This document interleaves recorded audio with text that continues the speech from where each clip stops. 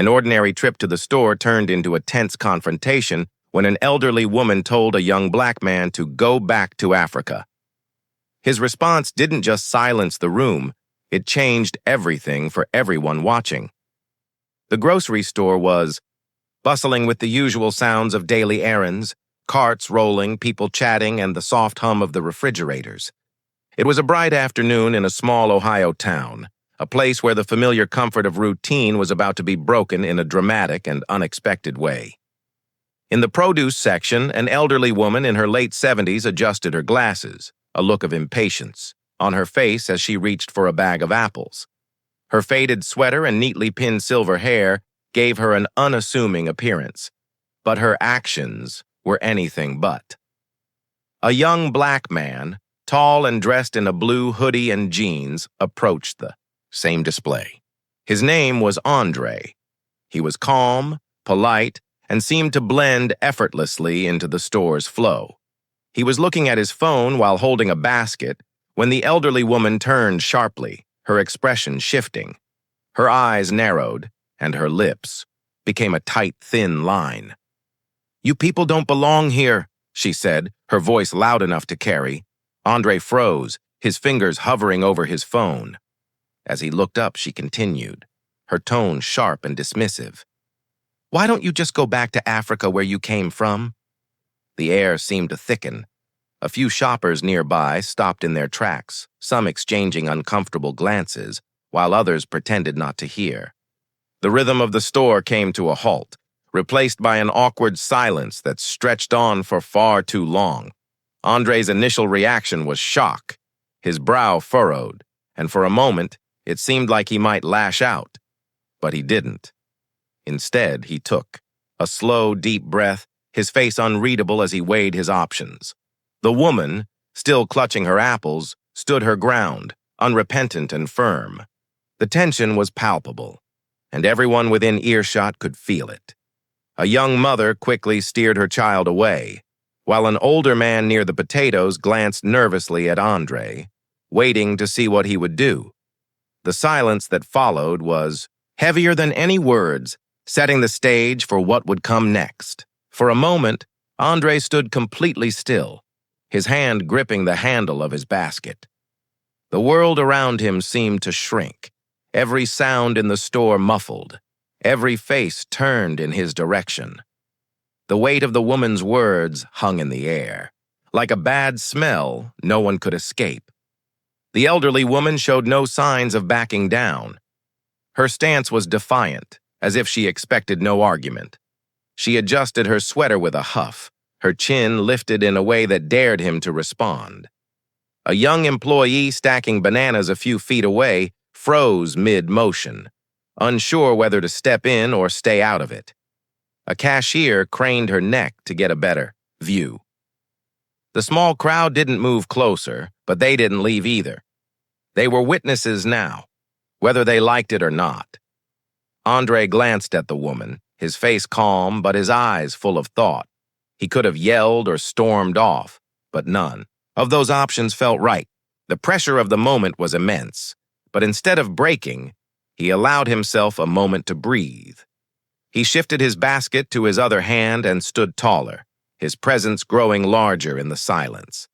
His voice, when it came, was calm, but deliberate, cutting through the awkward atmosphere. "Ma'am," he began, his tone measured, "do you even realize what you just said?" His question wasn't accusatory, it was almost reflective, like he was giving her a chance to think about her words, but she didn't seem interested in reflection. "I said what I said," she snapped, her voice rising. "This is my country. People like you don't belong here." A young woman near the bread aisle gasped audibly, and the quiet murmur of the crowd grew louder. Yet Andre remained steady. He didn't raise his voice or take a step closer. Instead, he let the pause stretch, giving her words a chance to settle into the ears of everyone around them. "All right," he said, finally nodding slowly.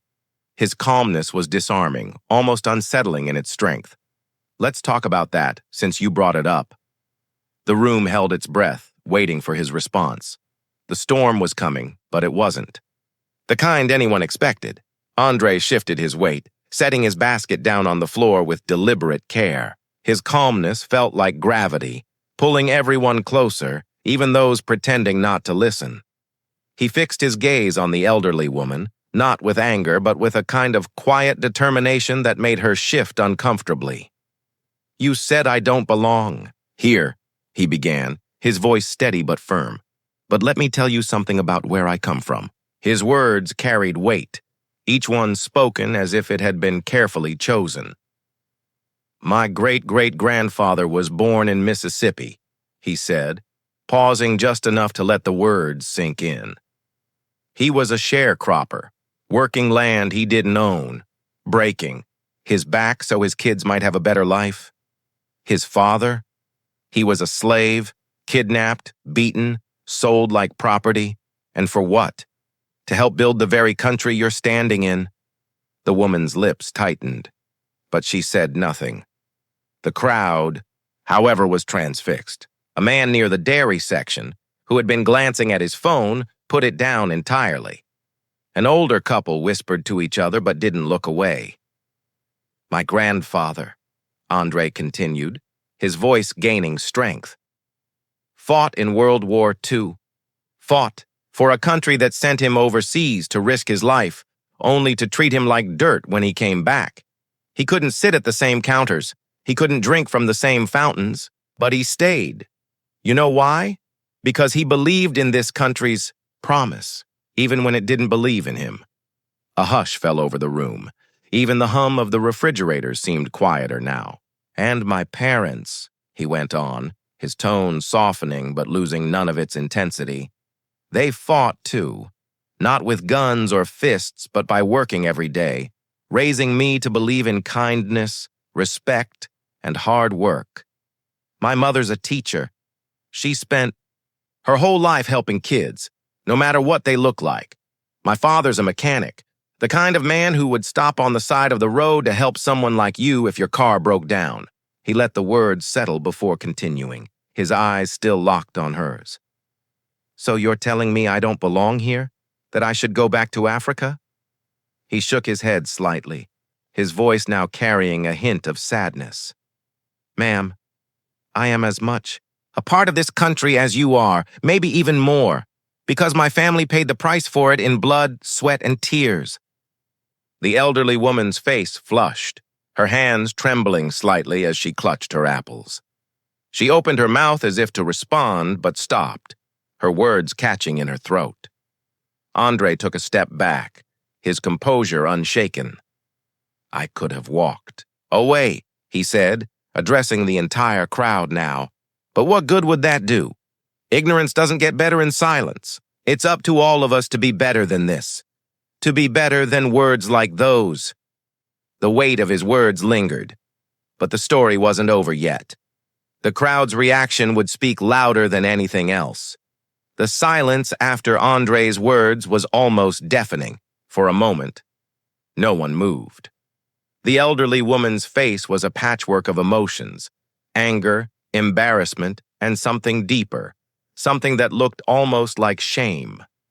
She glanced around the crowd as if searching for an ally, but none came.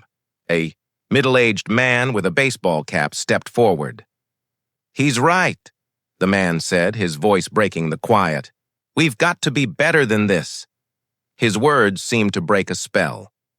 An older woman near the frozen foods aisle nodded. "My dad fought in that same war," she said softly, her voice trembling. "He always said the only color that mattered was the red on the flag." The murmurs began to grow. A young cashier, no older than 20, called out from her station, "I've never seen anyone handle something like that so gracefully. Thank you." The elderly woman, now visibly flustered, clutched her cart tightly. She didn't apologize, but the fire in her eyes had dimmed. Her voice, when it finally came, was quieter, almost pleading. "I didn't mean—" She started but stopped herself. Andre turned back to her, his expression softer now. "It's not about what you meant," he said gently. "It's about how it came across. Words matter. Actions matter even more. A man from the deli counterclapped, slowly breaking the tension. It was hesitant at first, but then others joined in, the sound swelling into something undeniable. People clapped not just for Andre's words, but for the courage it took to confront hate with dignity. The elderly woman looked around one last time, her face pale, before quietly wheeling her cart toward the exit. As she walked away, a few people moved to comfort Andre. One woman placed a hand on his shoulder and said, "Thank you for saying what needed to be said." Andre smiled faintly, lifting his basket back into his hand. "Sometimes," he said almost to himself, "it's not about winning or losing. It's about making sure people hear the truth."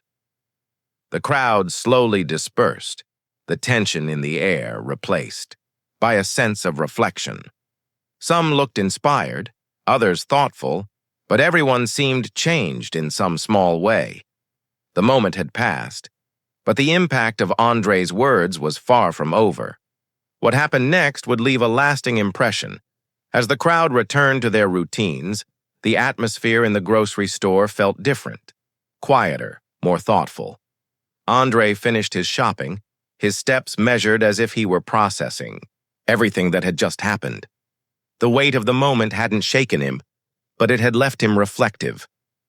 At the checkout line, the young cashier who had spoken up earlier scanned his items with a shy smile.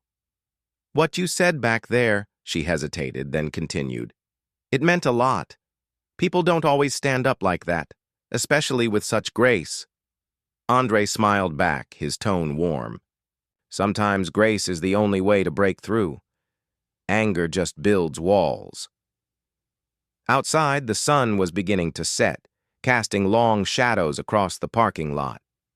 As Andre walked to his car, he noticed the elderly woman sitting in hers, gripping the steering wheel tightly. For a moment, he thought about walking over to her, but decided against it. Some lessons take time to settle, and he had already said what needed to be said. Later that evening, Andre sat with his father at the kitchen table, recounting the day's events. His father, a man of few words, listened intently, his hands folded on the table. "You did the right thing, son," his father said finally. "Not just for yourself, but for everyone who was watching. People like her. She might not change overnight, but you planted a seed. That's all you can do sometimes. Plant the seed and let it grow." Andre nodded, his father's words resonating deeply. He realized that while the encounter had been uncomfortable, it was necessary. Ignorance doesn't change unless it's confronted, and silence only allows it to fester. Across town, the elderly woman sat at her dining table, staring at the untouched plate of food in front of her. Andre's words replayed in her mind, each one cutting through the armor of her assumptions. She thought of her own grandchildren, of the world they were growing up in, and for the first time she felt a pang of something unfamiliar. Doubt. Indian. The days that followed, the story of what had happened at the grocery store spread through the neighborhood. People talked about Andre's response, his courage, and the dignity with which he handled the situation. It became more than just an incident.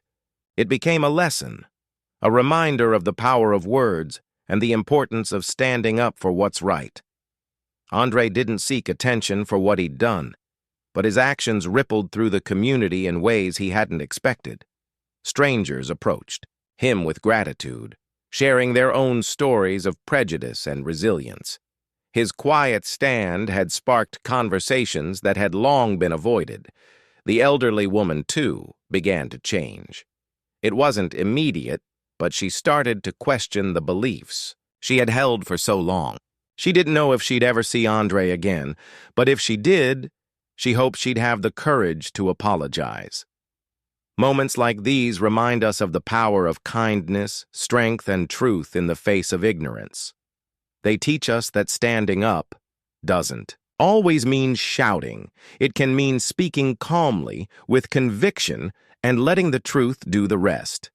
If this story moved you, don't forget to like, subscribe, and share. Together, we can spread messages of hope, courage, and understanding to create a better world.